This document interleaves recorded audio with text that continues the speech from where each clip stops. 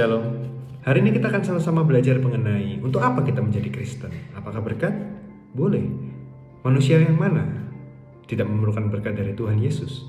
Pemulihan, keselamatan, atau kewajiban kita sebagai memuji dan menyembah Tuhan? Boleh. Namun apa sebenarnya tujuan utama kita untuk menjadi Kristen? Apa kata Yesus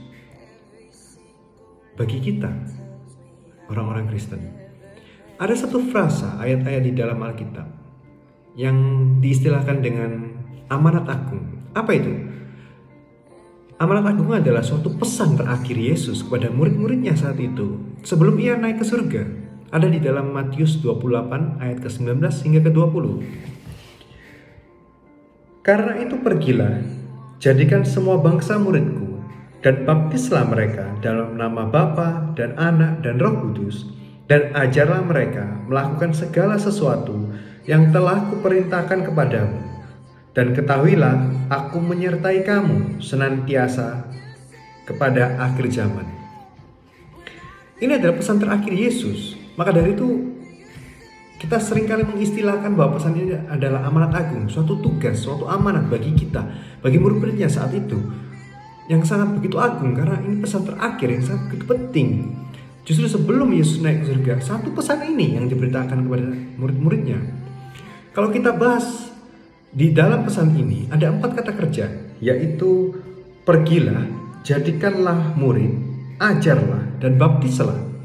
Namun, karena kita sudah mengetahui bahwa perjanjian baru ini ditulis menggunakan bahasa Yunani saat itu, maka kita harus mempelajari frasa ini dengan melihat kembali grammar bahasa Yunaninya.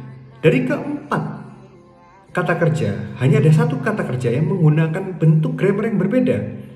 Jadi kata kerja pergilah, ajarlah, dan baptislah menggunakan bentuk kata kerja yang menerangkan kata kerja utama atau kata kerja sebagai jangkar.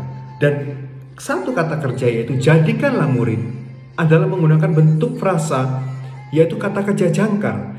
Jadi bila kita mengganti atau sedikit merubah frasa ini, terlebih tepat menjadi karena itu jadikanlah mereka murid dengan cara pergi atau diutus, baptislah mereka, dan ajarlah mereka melakukan segala sesuatu yang telah Yesus perintahkan. Jadi pesan terakhir Yesus ini adalah pemuritan. Mengapa pemuritan?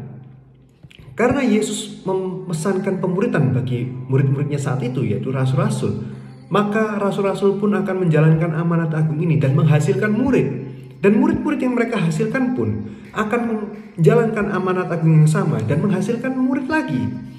Maka dari itu kita sebagai orang-orang Kristen, kita sudah mengetahui arti kata Kristen, yaitu pengikut atau murid Kristus, Yesus Kristus, Sang Mesias. Maka kita juga harus mengikuti, menjalankan pesan terakhir Yesus ini sebelum naik ke surga, yaitu kita memuridkan dengan cara diutus, dengan cara mengajar apa yang telah Yesus ajar, dan membaptis bertobat baru.